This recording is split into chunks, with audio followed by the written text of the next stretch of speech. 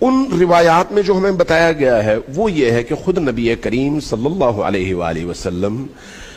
اذان کے بعد پہلے نماز پڑھتے تھے اور اس کے بعد آ کر پھر افطار فرمایا کرتے تھے۔ یہ جو آپ نے سوال کیا ہے کہ نبی علیہ الصلوۃ والسلام کیا مغرب پڑھ کر پھر اس کے بعد روزہ افطار کیا کرتے تھے،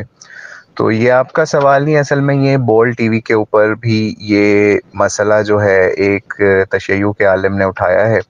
اور انہوں نے اس چیز کو لوگوں کو باور کرانے کی کوشش کی ہے کہ نبی علیہ الصلوۃ والسلام مغرب کی نماز پڑھ کے تو اس کے بعد دیر سے افطاری کیا کرتے تھے۔ تو دراصل یہ بات جو ہے اہل سنت کے ہاں اس طریقے سے نہیں ہے، بلکہ کچھ علماء کے مطابق شیعہ کتابوں کے اندر بھی اسی طریقے سے، جیسے سنی جس وقت پہ روزہ افطار کرتے ہیں اسی وقت کے حساب سے ان کے ہاں بھی ثبوت مل جاتے ہیں، لیکن جب ہم ان کو وہ ثبوت دکھاتے ہیں تو وہ کہتے ہیں جناب یہ تو فلاں امام نے جو ہے وہ تقیہ کیا تھا، تو اس لیے ان کا یہ قول یہاں پر نہیں مانا جائے گا، اور فلاں جگہ پہ انہوں نے تقیہ نہیں کیا تھا تو اس لیے فلاں جگہ یہ قول مانا جائے گا۔ لیکن جب ہم اہل سنت کتب کی طرف رجوع کرتے ہیں تو اس کے اندر ہمیں مختلف مقامات پر ایسی احادیث مل جاتی ہیں جس سے یہ چیز اسٹیبلش ہو جاتی ہے کہ نبی علیہ الصلوۃ والسلام نماز سے پہلے روزہ کھولا کرتے تھے، ٹھیک ہے۔ یعنی میں آپ کو مثال دیتا ہوں، غالباً صحیح مسلم میں، ابو داؤد میں اور بھی ایک دو کتابوں کے اندر یہ روایت موجود ہے کہ نبی علیہ الصلوۃ والسلام اپنے کچھ صحابہ کے ساتھ سفر پر جا رہے تھے، تو رمضان کا ہی مہینہ تھا، تو ہوا کیا کہ جیسے ہی سورج غروب ہوتے ہوئے نبی علیہ الصلوۃ والسلام نے دیکھا تو آپ نے اپنے کسی ساتھی سے کہا کہ اب ہم سواری سے اتر رہے ہیں اور آپ ستو وغیرہ گھولو تاکہ افطاری کی جائے، تو افطار کا وقت ہو گیا۔ تو ان کے ساتھ جو ایک بندہ تھا یا صحابی تھے، انہوں نے نبی علیہ السلام سے پوچھا اس وقت جب آپ نے افطاری کا کہا کہ اس طریقے سے اس کا انتظام کیا جائے اور سورج اس طرح غروب ہو رہا ہے، تو انہوں نے کہا کہ اشارہ کر کے یہ ابھی تو دن باقی ہے،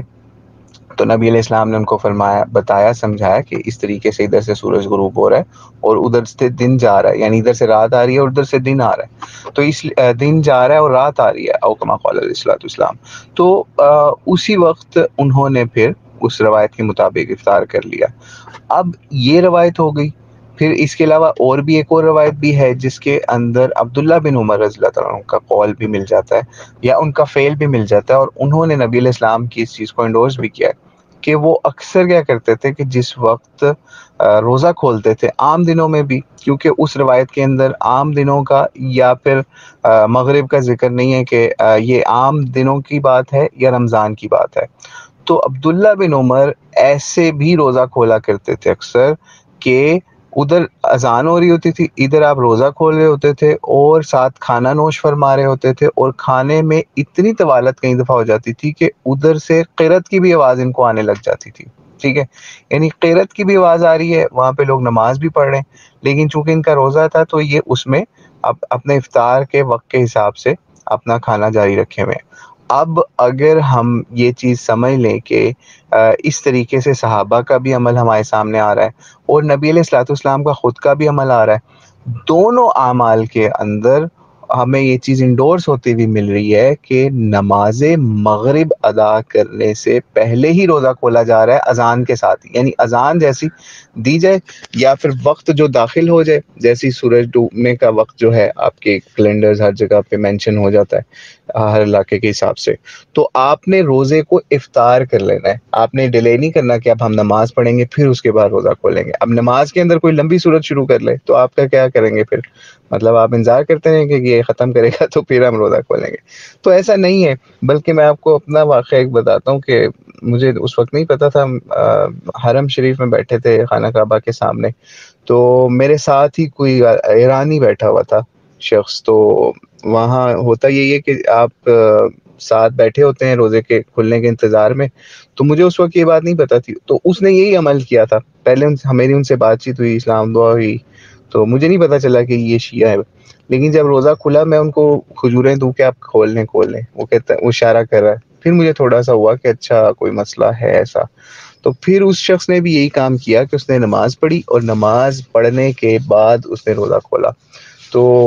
یہ اہل تشیع کے اندر اکثر یہ رواج پا گیا ہوا ہے، لیکن ابھی بھی ایسے تشیع بھی موجود ہیں جو کہ نماز وہ کیا کرتے ہیں کہ وہ بیٹھے رہتے ہیں، 10 منٹ کا فرق ہے صرف، یعنی 10 منٹ بعد جو ہے وہ روزہ کھول لیتے ہیں۔ وہ بھی یہ کام نہیں کرتے آج کل کے اہل تشیع کی اکثریت، کہ وہ نماز پڑھ کے روزہ کھولیں، ٹھیک ہے، وہ صرف اذان دیر سے دیتے ہیں اور پھر اس کے حساب سے روزہ کھول لیتے ہیں احتیاط کی وجہ سے، ٹھیک ہے۔ تو اس لیے ہمیں یہ چھوٹا سا معاملہ ہے، یعنی 10 منٹ کا معاملہ ہے، اور اس 10 منٹ کے اوپر ایسی مسئلے کھڑے کیے ہوئے ہیں کہ اہل تشیع نے اہل سنت کے اوپر یہ الزام لگایا ہوا ہے کہ ان کے روزے جو ہیں وہ غلط ہیں، حالانکہ اہل سنت کے ہاں ایسی روایات موجود ہیں جس کی بیس کے اوپر وہ اس کو سنت سمجھ کے کرتے ہیں، اور اہل تشیع جو ہے وہ احتیاط کے نام پر یہ کرتے ہیں، ٹھیک ہے، اور کہیں پہ وہ قرآن کے نام پہ کرتے ہیں۔ مطلب ان کو نبی علیہ الصلوۃ والسلام کا فعل اور صحابہ کا فعل جو میں نے آپ کو بھی بتایا وہ ان کو قبول نہیں ہے اس طریقے سے جس طریقے سے اہل سنت اس کو قبول کر کے بیٹھے ہوئے ہیں اور اس پہ عمل کر رہے ہیں۔ تو الحمدللہ دونوں کے روزے ٹھیک ہیں، شیعہ کے بھی سنی کے بھی، تو دونوں سنت کے متلاشی ہیں، دونوں احتیاط کے متلاشی ہیں۔ تو اس لیے ہمیں اس مسئلے کو زیادہ وہ ہوا دینے کی ضرورت ہی نہیں ہے۔ جو بھی علماء یا جو بھی عوام اس مسئلے کو ہوا دیتے ہیں ان کو بھائی اپنا آپ کام کرو، آپ کو شوق ہے 10 منٹ پہلے رکھنے کا، آپ 10 منٹ پہلے رکھ لو، 10 منٹ بعد میں کھولنے کا شوق ہے، آپ 10 منٹ بعد میں کھول لو۔ آپ احتیاط کے نام پہ کر رہے ہو، ہم سنت کے نام پہ یہ کام کر رہے ہیں، کیونکہ نبی علیہ الصلوۃ والسلام کی ہمارے سامنے حدیث آ گئی جو میں نے بھی آپ کو کوٹ کی، جو مختلف کتابوں میں بھی ہے، اگر آپ کہیں گے تو آپ کو ویسے ہی دونوں روایات بھیج بھی دی جائیں گی تاکہ آپ کا دل مطمئن ہو جائے، ٹھیک ہے، کہ نبی علیہ الصلوۃ والسلام کا روزہ کھولنے کا عمل کیسا ہوتا تھا۔ وہ نماز پڑھ کے روزہ نہیں کھولا کرتے تھے، جیسے میں نے آپ کو 2 روایات بتائی نا، ان دونوں روایات سے پتہ چلتا ہے کہ نبی علیہ السلام نے یہ کام نہیں کیا کہ جناب کہا جائے کہ پہلے ہم نماز پڑھیں گے پھر اس کے بعد روزے کا وقت آئے گا، نہیں، جب سورج غروب ہو گیا، مغرب داخل ہوگی تو اس وقت روزہ کھول لیتے ہیں۔ اور آخر میں ایک اور روایت بھی میں آپ کو بتا دوں کہ نبی علیہ السلام کی امامت ایک دفعہ جبریل علیہ السلام نے غالباً ایک فرشتے نے کروائی، تو اس کے اندر بھی نمازوں کے اوقات کا وقت ذکر ہوتا ہے۔ تو اس روایت کے اندر بھی نبی علیہ الصلوۃ والسلام نے بتایا کہ مغرب انہوں نے اس وقت پڑھائی جس وقت روزہ کھول رکھنے والا یا کھولنے والا اپنا روزہ افطار کرتا ہے۔ اس سے بھی یہ چیز پتہ چل گئی کہ پہلے روزہ افطار ہو رہا ہے، پھر اس کے بعد اس کی نشانی سے، یعنی آپ یہ سوچیں کتنی زبردست 100% پیک نشانی نبی علیہ الصلوۃ والسلام نے بھی اس میں بتا دی کہ جبریل نے یا فرشتے نے نماز بھی نبی علیہ السلام کو وہاں پہ پڑھائی اس وقت جس وقت افطار کرنے والا افطار کرتا ہے، ٹھیک ہے، یعنی اس سے بھی پتہ چل گیا کہ افطار کرنے کی نشانی پہلی ہے، پھر اس کے بعد نماز ہوتی ہے، ٹھیک ہے، یعنی افطار کے ٹائم پہ اذان ہوتی ہے اور اس کے ساتھ لوگ روزہ کھولتے ہیں اور پھر اس کے بعد نماز ادا کی جاتی ہے۔ تو یہ الحمدللہ اہل سنت کے ہاں یہ سنت ابھی بھی زندہ ہے، اور اگر اہل تشیع اس کو سنت نہیں سمجھتے، وہ احتیاط کے نام پہ کر رہے ہیں تو ان کو کرنے دیں، اس پہ ہمیں ایک دوسرے کی عقائد کا، ان کے نظریات کا احترام کرنا چاہیے۔ لڑائی جھگڑے کا کوئی فائدہ نہیں، کیونکہ ان کے پاس اپنے دلائل ہیں اور ہمارے پاس الحمدللہ اپنے دلائل ہیں، دونوں کے پاس دلائل ہیں، لیکن ہمارے نزدیک اگر ہم اس کو ترازو میں رکھ کے دیکھیں تو ہمارے پاس نبی علیہ السلام کا عمل ہے، ٹھیک ہے، تو اس لیے ہم اس کے اوپر ابھی جمے ہوئے ہیں۔ تو اللہ کرے کہ اگر ان کے پاس کوئی ایسا دلیل ہوتی تو یہ ٹی وی پروگراموں میں بول ٹی وی کے اوپر بھی پیش کر کے وہ دلیل پیش کرتے، یہ نہ کہتے جی کہ جناب ایسے ہوتا ہے یا نبی علیہ السلام کا یہ فعل تھا۔ بھائی آپ دلیل دو، اگر آپ سچے ہو تو آپ کو چاہیے تھا فوری دلیل دے دیتے، جیسے میں نے آپ کو بھی فوری دلائل پیش کر دی ہیں، تو ان کو بھی چاہیے تھا فوری دلائل پیش کر دے۔ تو اللہ کریم ہدایت دے۔ السلام علیکم ورحمۃ اللہ وبرکاتہ۔